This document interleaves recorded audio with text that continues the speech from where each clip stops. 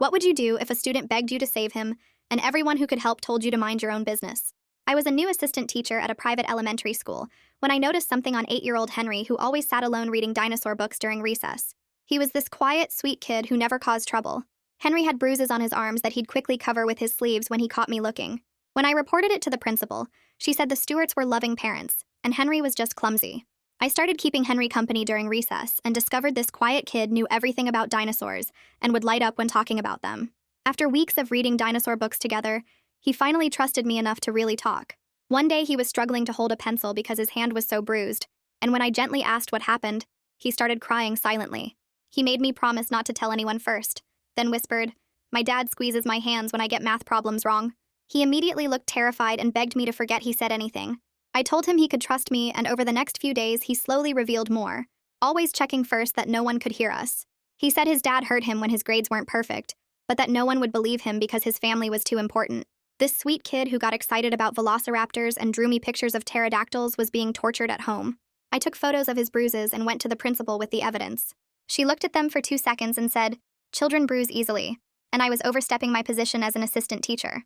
Then she reminded me that the Stewart family had donated millions to the school, including the entire new science wing, and Mr. Stewart was on the board of trustees. She actually said, "We don't accuse our board members of child abuse based on a new teacher's assumptions." I went to Child Protective Services myself and filed a report. The caseworker who came to investigate was buddies with Mr. Stewart from the country club, and after a 5-minute conversation where Mr. Stewart charmed him completely, the case was closed. The caseworker told me making false reports was a crime, and I should be careful about my teaching career. Henry came to school the next day walking funny, and when I asked if he was okay, he whispered that his dad had spanked him with a belt for telling me. He said he was sorry for getting me in trouble and promised he wouldn't talk about it anymore. This 8-year-old was apologizing to me for his own abuse. I went to the school counselor thinking she'd be mandated to report it, but she said the Stewarts were excellent parents under a lot of stress from running their business empire. The head teacher pulled me aside and warned me that if I kept pushing this, the Stewarts would have me fired and make sure I never taught again anywhere in the state. But Henry had started bringing me his dinosaur books to hold for him because he said his dad threw them away when he was mad. He'd slip notes into the books that said things like, "It hurts today," or "I'm scared to go home." One day Henry came in with a black eye and the teacher told everyone he'd been hit by a baseball at practice, even though Henry didn't play baseball. When I tried to correct her, she gave me a look that said, "Shut up, or you're gone." I called the police and they said without concrete evidence or Henry's parents admitting to abuse, their hands were tied. The officer actually laughed and said the Stewarts practically funded the police department's new equipment. Mrs. Stewart came to pick Henry up one day and pulled me aside with a smile that didn't reach her eyes. She said she appreciated my concern for Henry, but that different families had different ways of disciplining children, and I shouldn't impose my values on them.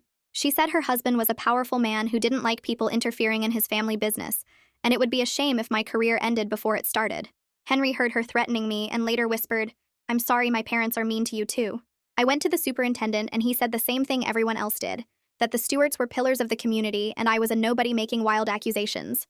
The nurse mentioned that Henry had been to her office with suspicious injuries dozens of times, but she was told to stop documenting them by administration. The PE teacher admitted he'd seen welts on Henry's back, but was told by the principal that he'd misunderstood what he saw. Everyone knew Henry was being abused and everyone was protecting his abusers because they had money and power. Henry asked me one day if I thought God would be mad at him for wishing he could live with someone else. Maybe someone who liked dinosaurs too. He said sometimes he dreamed about being a fossil so he wouldn't feel anything anymore. This brilliant, gentle child who should have been worried about spelling tests was contemplating death, and everyone who was supposed to protect him cared more about donations than his life. I knew I was risking my career and possibly my freedom, but I couldn't let Henry down. I had one chance to get proof that even the Stewarts couldn't make disappear. What I did next would either save Henry or destroy me completely. Requested Reds is on Spotify now. Check out link in the description or comments. I spent the whole weekend thinking about what evidence would be impossible to ignore and decided I needed to catch Henry's injuries right when they happened. Starting Monday, I stayed late every single day, grading papers in the classroom where I could see the pickup area through the window. I watched Henry leave with his parents each afternoon, memorizing his body language and looking for any signs he might need help the next morning. My phone stayed charged and ready to call 911 at any moment.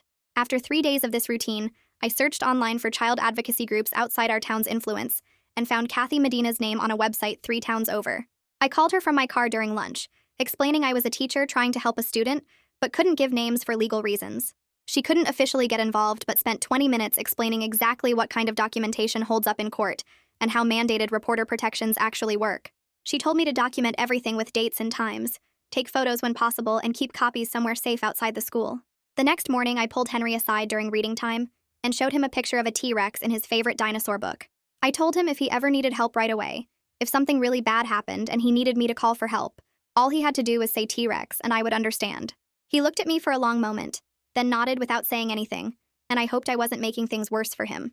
That afternoon, I stopped by the nurse's office with a story about tracking Henry's academic performance and how it might relate to his health visits.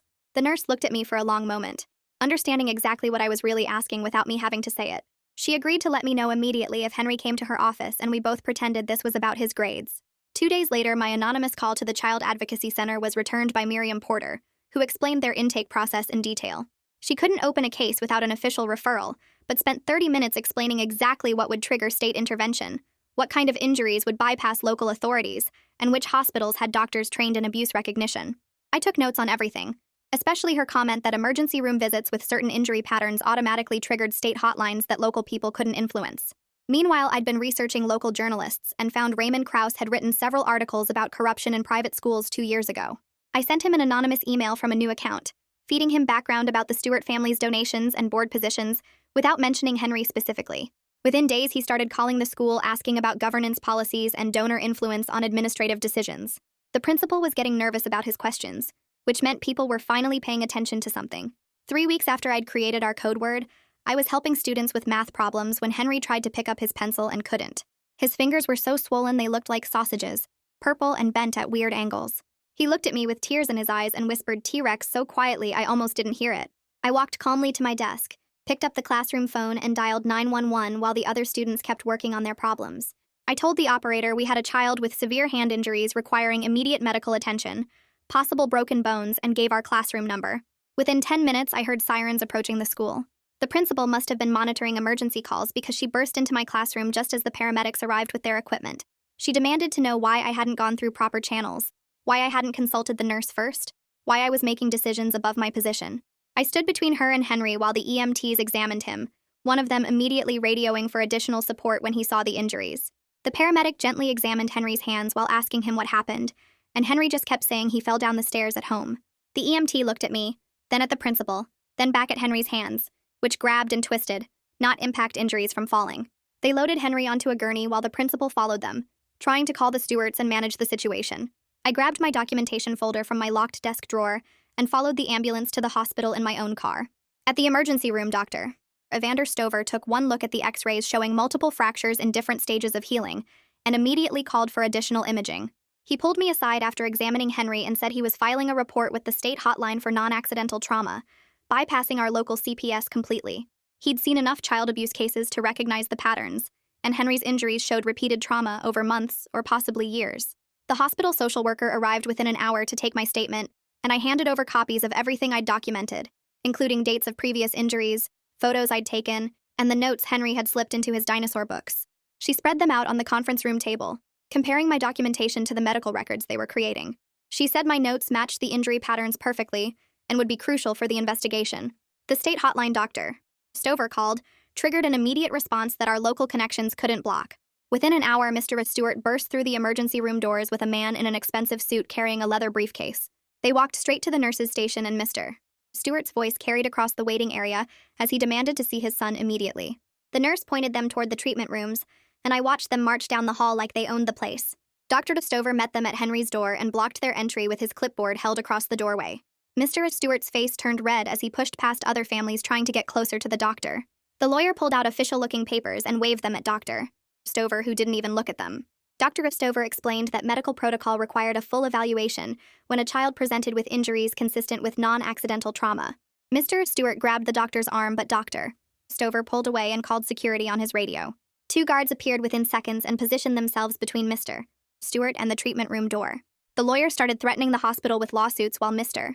Stewart paced the hallway making phone calls. Dr. Stover walked back to where I was sitting and asked if I had any documentation about Henry's previous injuries.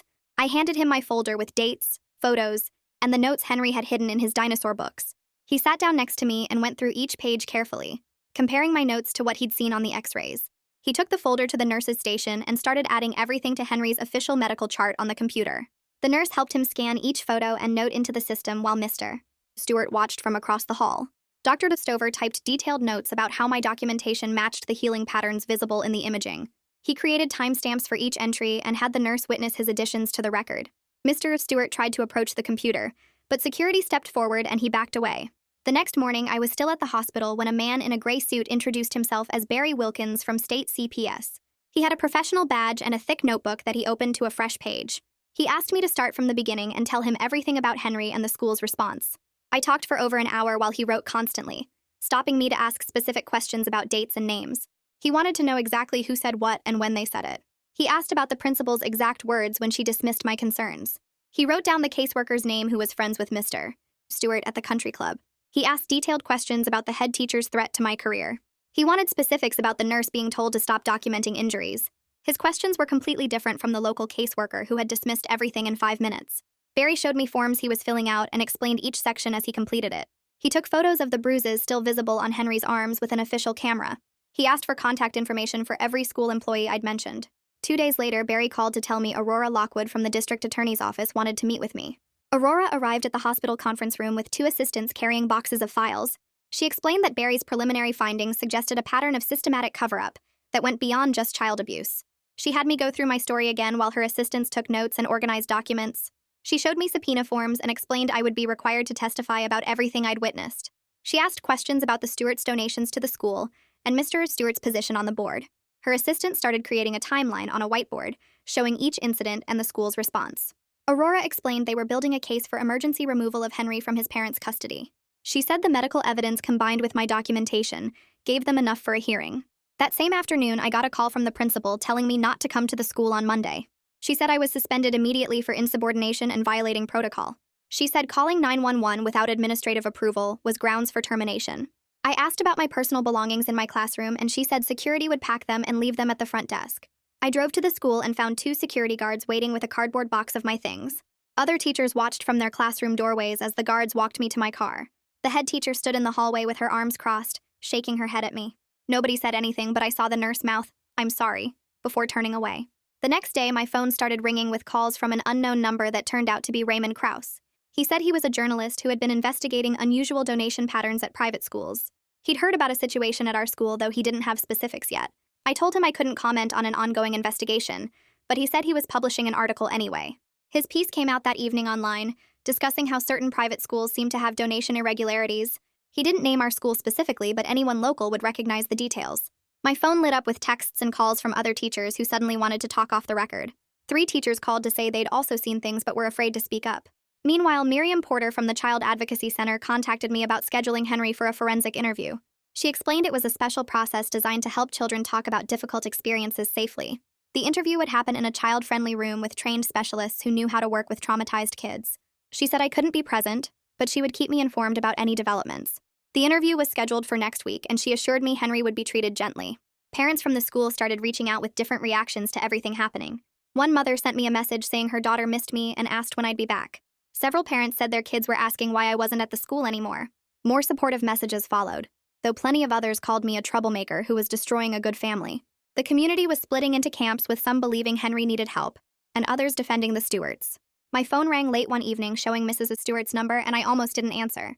Her voice shook as she insisted they were good parents who just had high expectations for Henry. She said her husband was upset about the misunderstanding and wanted to resolve everything quietly. She mentioned that teaching jobs were hard to find and offered to help me financially if I reconsidered my statement. I put my phone on speaker and started recording while she talked about amounts and bank transfers. She promised $50,000 if I told authorities I'd made a mistake about Henry's injuries. I saved the recording and immediately sent it to Aurora, who said it was evidence of witness tampering. Aurora called the next morning to tell me the emergency removal hearing was scheduled for next week. She said I would definitely be subpoenaed as the primary witness to Henry's abuse. She wanted to meet to prepare me for what would happen during cross-examination. We spent 3 hours in her office going over potential questions the Stewart's lawyer might ask. She warned me they would attack everything from my experience as a new teacher to my personal life. They would try to make me look unstable or like I had something against wealthy families. Aurora had me practice staying calm while she asked hostile questions about my motivations. She said the key was sticking to facts and not getting emotional no matter what they said. The next morning, I saw the head teacher on the local news standing outside the school with reporters asking questions about Henry's case. She looked straight at the camera and said she had absolutely no knowledge of any abuse happening to any student at her school. She claimed the first she heard about these allegations was when the hospital called about Henry being admitted. Several teachers stood behind her nodding along, even though I knew they'd seen Henry's bruises too. My phone started buzzing with texts from coworkers telling me I needed to see what was happening online. Someone had created a Facebook page called Stop the Lying Teacher, with my photo from the school website plastered across it. The page already had hundreds of comments calling me every name you could think of. People were saying I was trying to get famous by destroying a good family. Some comments said I probably hurt Henry myself and was blaming the Stewarts. My personal Facebook started getting flooded with messages from strangers telling me horrible things. One message said they knew where I lived and I should watch my back. Another said teachers like me were what was wrong with schools today. I screenshot everything and called Aurora, who told me to come to her office right away. We spent 2 hours filing a police report about the threats while she documented everything for our case. The officer taking the report seemed more interested when Aurora mentioned she was from the DA's office. Meanwhile, Barry called to tell me he'd opened an investigation into the original CPS caseworker who closed Henry's case after 5 minutes. He'd discovered the caseworker and Mr. Stewart weren't just buddies from the country club, but actually golfed together every Sunday.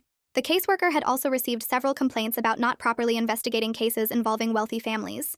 Barry said this pattern of behavior was finally getting the attention it deserved from state officials. 2 days later, Miriam called with an update about Henry's forensic interview at the Child Advocacy Center. She said Henry had started to open up to the therapist, but was still really scared to say too much. He kept asking if his dad would find out what he said, and if he'd get in trouble. The therapist noted clear signs that someone had coached Henry on what not to say, and threatened him about talking. Even with his fear, Henry had disclosed enough that the therapist was deeply concerned about his safety. She said Henry mentioned being hit with objects and having his hands squeezed until they hurt. The therapist's report would be crucial evidence even though Henry couldn't tell everything yet.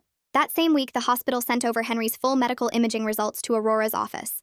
The x-rays and scans showed old rib fractures that had healed at different times over the past 2 years. There were also healing patterns on his arms consistent with being grabbed and squeezed repeatedly. Dr. Stover wrote a detailed report explaining how these injuries couldn't have happened from normal childhood accidents. He documented that the pattern and timing showed systematic abuse over years, not isolated incidents. Aurora called me after reviewing everything and said this medical evidence was impossible for the Stewarts to explain away. She decided to file for dependency court, rather than wait for criminal charges, which could take months.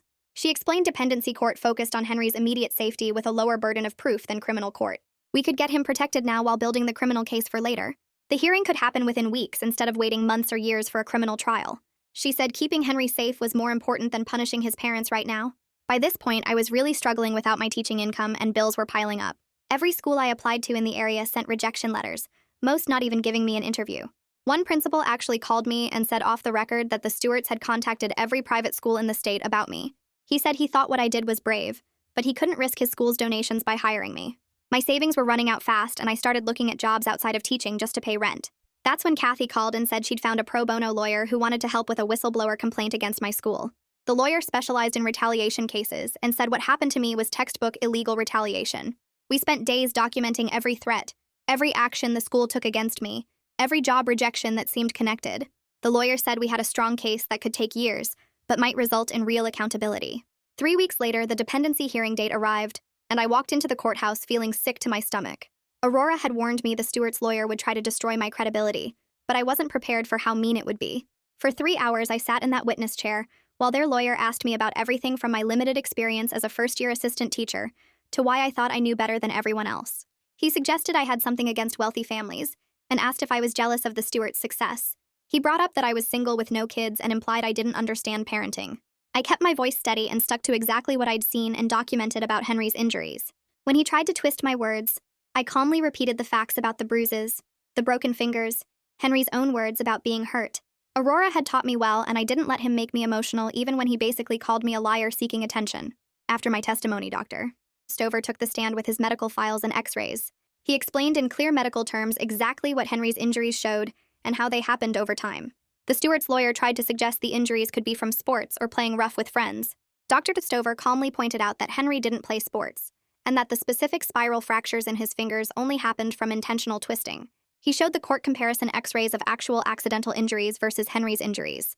His testimony was so precise and scientific that even the Stewart's expensive lawyer couldn't shake his conclusions. The medical evidence spoke louder than any of us could, and everyone in that courtroom knew it. Mrs. Stewart took the stand next, and I watched her smooth her dress and adjust her pearls before sitting down.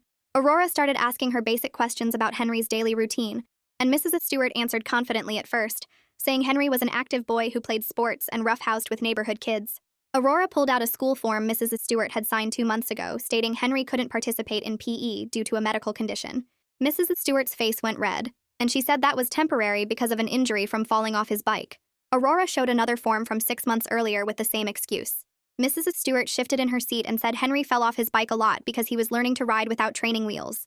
Aurora asked which hospital treated these bike accidents, and Mrs. Stewart said they used home remedies because the injuries weren't serious.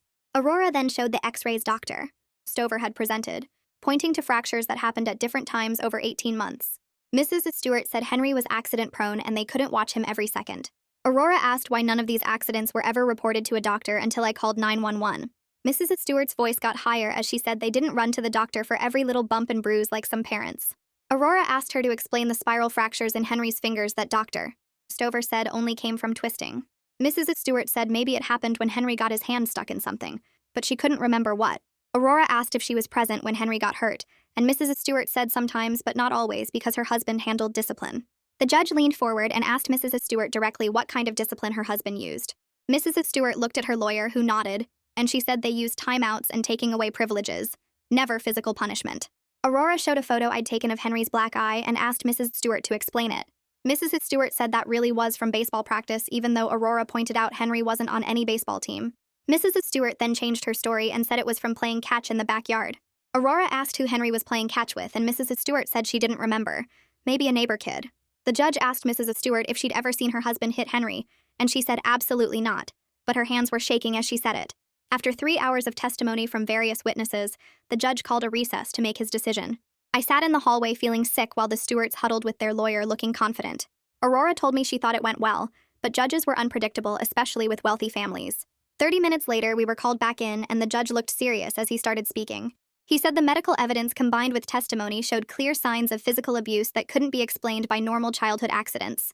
He ordered Henry's immediate removal from the Stewart home and placement with a certified foster family.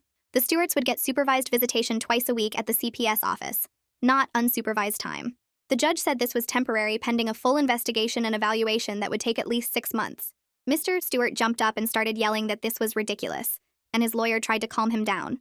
Mrs. Stewart was crying and saying they loved their son, and this was all a misunderstanding.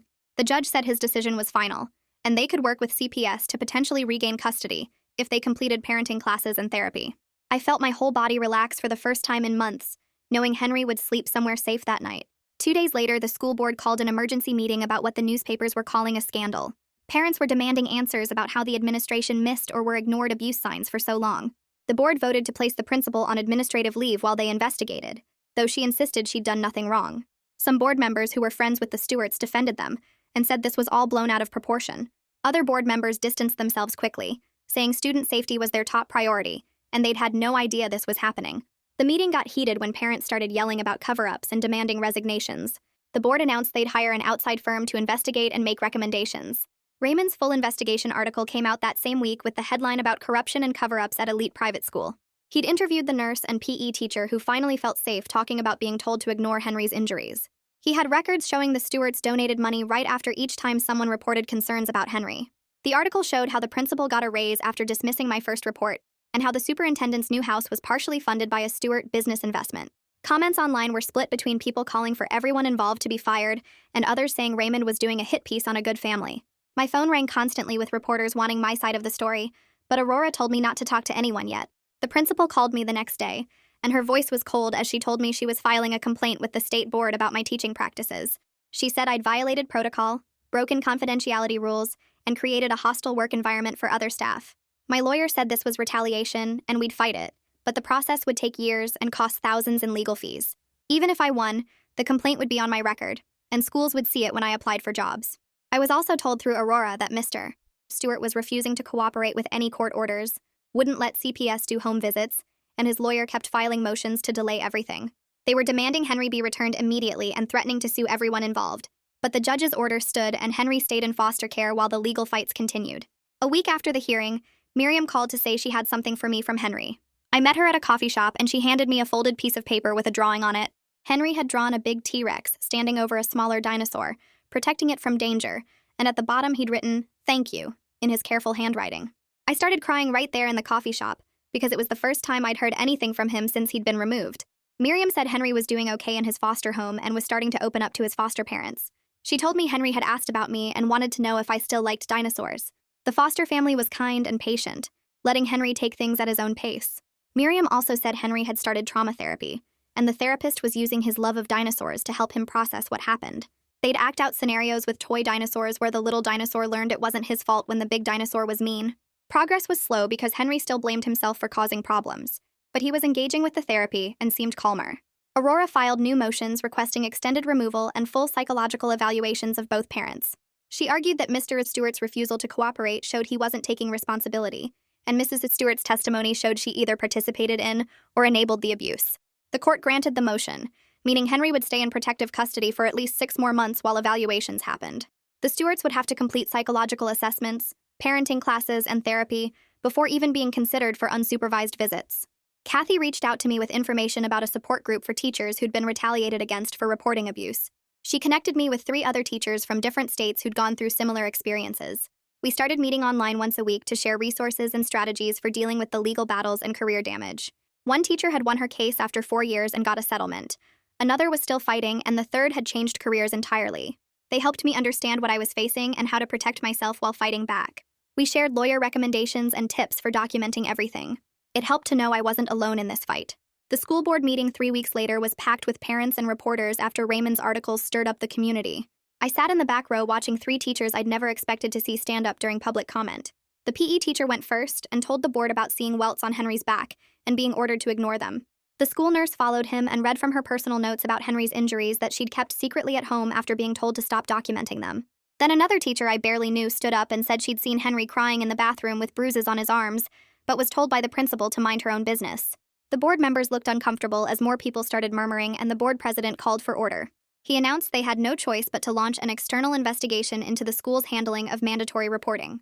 2 days later, the principal was placed on extended leave pending the investigation, and an interim principal from the district office showed up asking everyone questions about what they'd seen and reported. She interviewed me for 2 hours and took copies of all my documentation, while making notes about policy violations. My lawyer called that afternoon and said the school was preparing to fire me for cause based on insubordination and violating protocols. He advised me to resign immediately before they could formally terminate me, because it would protect my teaching license and ability to work elsewhere. I typed up my resignation letter that night with shaking hands, because giving up felt like betrayal, even though I knew it was the smart move. The next morning, I turned in my keys and badge and walked out of the school for the last time while other teachers watched from their classrooms. Finding new work proved impossible, as every private school in the area had somehow heard about me being a troublemaker who caused problems for donors. I applied to 30 schools and got rejection emails from all of them without even getting interviews. The public schools weren't hiring mid-year, and substitute teaching required district approval that kept getting delayed for background check issues. I started tutoring kids in math and reading just to pay rent, but it barely covered my bills, and I had to borrow money from my parents for groceries. One afternoon, Miriam called and asked if I could meet her for coffee because she had something to discuss. She offered me a part-time position at the Child Advocacy Center doing intake interviews and helping families navigate the reporting system. The pay was half what I'd made teaching, but I accepted immediately, because at least I'd be doing something meaningful again. My first week at the center was overwhelming as I learned their protocols and shadowed experienced advocates during family meetings. Then I got assigned my first solo case, helping a mother who suspected her ex-husband was hurting their daughter during visits. I walked her through the reporting process and connected her with resources and helped her document everything properly. The case moved forward successfully, and the child got protection, and the mother thanked me with tears in her eyes. Using what I'd learned from my mistakes with Henry to help other families felt like turning something terrible into something useful. Meanwhile, Miriam updated me that Henry's removal had been extended again after a supervised visit with his dad went badly. Henry had been doing better in foster care, but seeing his father triggered nightmares and bedwetting and refusing to eat. His therapist recommended reducing contact to phone calls only while adjusting his treatment plan to address the setback. The foster parents reported Henry was asking about me and wanted to know if I still remembered the dinosaur facts he'd taught me. A week later, the local news reported that Mr.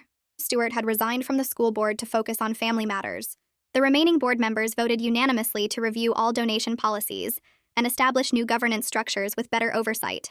They also approved new mandatory training for all staff on recognizing and reporting abuse without fear of retaliation. The community stayed deeply divided about everything that had happened, with some people calling me a hero at the grocery store. Others would glare at me or mutter about how I'd destroyed a good family over nothing. I learned to shop at different stores and avoid certain restaurants where Stewart supporters gathered. Parents from the school would see me and either thank me for saving Henry or accuse me of causing unnecessary drama. The online harassment continued, with people posting nasty comments on social media calling me an attention seeker. My support group helped me deal with the threats and showed me how to document everything for potential legal action. Aurora called one afternoon to update me on the criminal case and said charges were still being considered, but the evidence threshold was tricky. She was building the case slowly and carefully because she only had one shot at prosecution and couldn't risk losing. She said Henry's safety was the priority right now, and keeping him in foster care mattered more than rushing to trial. The investigation into the school was revealing more problems as other families came forward with concerns that had been ignored. 3 more children were identified as potentially at risk, and CPS opened new cases based on the external investigators' findings. The superintendent announced early retirement rather than face questions about what he knew and when he knew it. Miriam called me 2 weeks later with news that made me drop my coffee mug. Henry had started opening up to his therapist by bringing his plastic T-Rex toy to sessions. He'd make the dinosaur act out what happened to him, showing how the bigger dinosaur would hurt the smaller one when it didn't do things right. The therapist recorded everything as Henry used the toy to demonstrate specific times his dad had grabbed him or hit him. Henry showed her exactly how his dad would squeeze his wrists until they turned purple when he got homework wrong. She documented every detail Henry revealed through the dinosaur play, building evidence that would help both the dependency case and possible criminal charges. While Henry was making progress in therapy, I threw myself into creating training materials at the Child Advocacy Center. I spent hours writing guides for teachers about spotting abuse signs and understanding their legal rights when reporting. The materials explained how teachers could protect themselves from retaliation and what federal laws actually protected whistleblowers. Miriam loved what I created and wanted to expand the program to 3 neighboring counties. We started scheduling workshops where I'd teach other educators what I wished I'd known when I first saw Henry's bruises. 6 months had passed since that day I called 911 and my life looked completely different. The advocacy center job paid less than teaching but covered my bills and gave me purpose. I wasn't just helping one child anymore, but creating systems to help dozens. My bank account was stable again after months of struggling with tutoring jobs. The work felt more meaningful than anything I'd done in a classroom. Meanwhile, the external investigation into the school released its findings, and they were worse than anyone expected. The report documented systematic failures at every level of administration. It showed how complaints about various students had been buried for years to protect wealthy donors. The investigators recommended complete policy changes and new oversight structures. 3 assistant principals quietly resigned rather than face public hearings about their roles. The head teacher who'd threatened me took early retirement with no explanation. New policies required all staff to report suspected abuse directly to authorities without going through administrators first. Around this same time, Miriam shared updates from Henry's foster family that made me smile for the first time in months. He was making friends at his new school and catching up on all the learning he'd missed. The foster parents said he taught other kids about different dinosaur species during lunch. He'd started a dinosaur club where kids would meet to share facts and draw pictures. His grades were improving and he wasn't scared to make mistakes anymore. The foster mom said he still slept with his T-Rex, but the nightmares were getting less frequent. Barry called me with news about the original CPS caseworker who'd dismissed my report after talking to Mr. Stewart for 5 minutes. The state investigation found multiple cases where he'd closed reports involving wealthy families without proper investigation. He'd been transferred to a desk job filing paperwork while they reviewed his entire case history.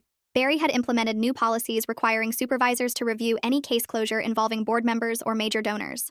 All investigators now had to document conflicts of interest and couldn't work cases involving their social connections. 2 months later, I got an official letter asking me to testify before the State Education Committee. They were considering new legislation to protect teachers who report abuse.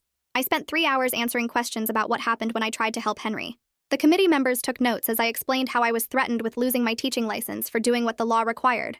My testimony helped them understand why teachers stayed silent even when children begged for help. The legislation they passed 6 weeks later made it illegal to fire teachers for good faith reporting. It also created a fund to help whistleblower teachers with legal costs. Just as the new school year started, Aurora called with shocking news about Mrs. Stewart. She'd filed for divorce and was seeking her own custody arrangement with Henry. Her lawyer had reached out to prosecutors about possibly cooperating with the criminal case. Mrs. Stewart was ready to testify about what she'd seen and heard in their home. She wanted immunity in exchange for providing evidence against her husband. Aurora said this could be the breakthrough they needed to file serious charges. The divorce filing included claims of domestic violence and financial control that painted a different picture of the Stewart marriage. A full year had passed since I made that terrifying 911 call that changed everything. Miriam invited me to coffee to share how Henry was doing with his foster family. They'd decided to adopt him, and Henry was excited about having a real family. He was getting therapy twice a week and making real progress dealing with his trauma. The foster parents said he laughed now and played like a normal kid. He'd even joined a youth soccer team, though he still preferred reading his dinosaur books. The adoption hearing was scheduled for next month, and Henry had asked if I could come. With Mrs. Stewart cooperating, the criminal case against Mr. Stewart finally started moving forward. Aurora said they were preparing multiple felony charges, including aggravated child abuse and assault. Mrs. Stewart had provided photos and recordings she'd secretly kept over the years. The evidence she gave filled in gaps that prosecutors couldn't prove before. Mr. Stewart was facing the possibility of serious prison time if convicted on all charges. The Child Advocacy Center called me 3 weeks later about a promotion to program coordinator overseeing training for mandated reporters across 3 counties. I accepted immediately and spent the next month developing curriculum based on everything I'd learned from Henry's case. My new office had maps with pins marking every school district where I'd be training teachers about recognizing abuse signs. I created workshops that walked educators through their legal rights and protections when reporting suspected abuse.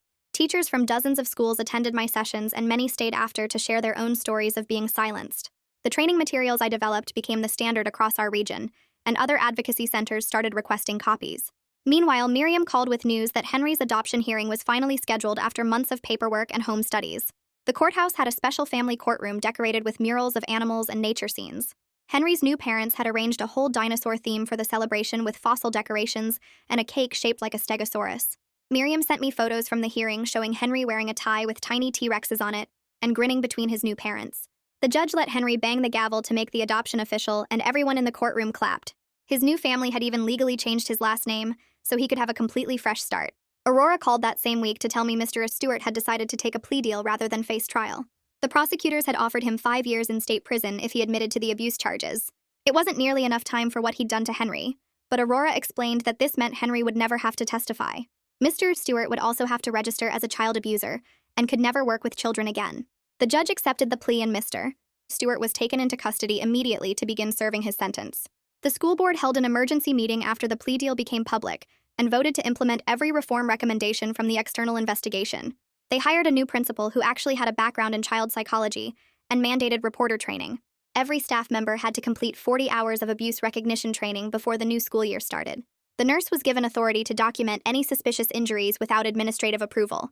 3 different sets of parents contacted me through the advocacy center after hearing about Henry's case in the news. Their children had also been showing signs of abuse, but the parents hadn't known how to navigate the system.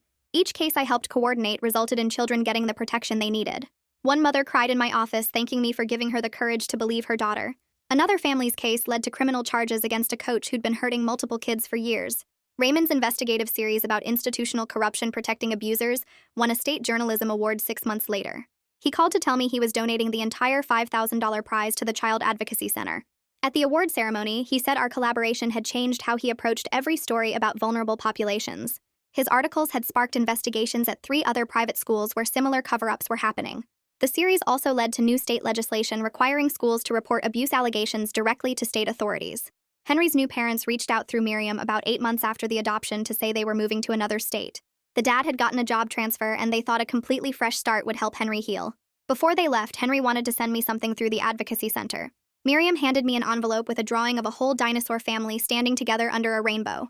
There was a mama dinosaur and papa dinosaur and a little dinosaur between them, all smiling. Henry had drawn hearts floating around them, and at the bottom he'd written in careful letters, "Thank you for believing me." I kept that drawing framed on my office wall as a reminder of why this work mattered. 2 years passed, and I was offered the director position for a brand new state program focused on protecting vulnerable children. The program would coordinate between schools, hospitals, and law enforcement to identify at-risk kids before abuse escalated. My interview panel included state legislators who'd read my testimony and wanted someone with real experience. The position meant overseeing a team of 20 advocates and managing a multi-million-dollar budget. I'd be developing statewide protocols and training hundreds of mandated reporters every year. Every child we helped through the program made those early threats and career losses worth it. My path from assistant teacher to state director hadn't been planned, but Henry had changed everything. That scared little boy who loved dinosaurs had given me a purpose bigger than any classroom. And that's the takeaway from this one. Hopefully you can use a bit of it in your own life. If you want more stories that come with lessons, hit that subscribe.